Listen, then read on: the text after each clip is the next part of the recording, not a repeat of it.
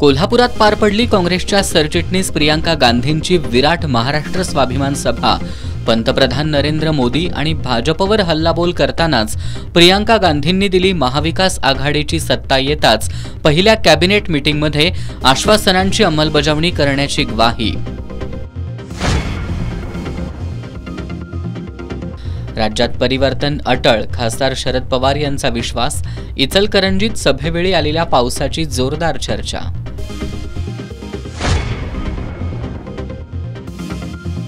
आम्ही या मातीतले आहोत, पर जिल्ह्यातून आलेल्यांनी समाजकारण आणि राजकारण शिकवू नये। काँग्रेसचे जिल्हाध्यक्ष आमदार सतेज पाटील यांची पाचगावमधील जाहीर सभेत महाडिकांवर घणाघाती टीका।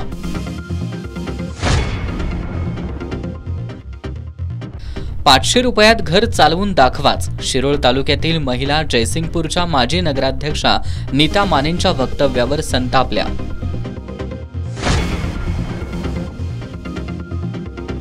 आणि पिग्मी एजंटानं पिग्मीधारकांचे पैसे त्यांच्या खात्यात न भरता ठेवले स्वतःकडेच।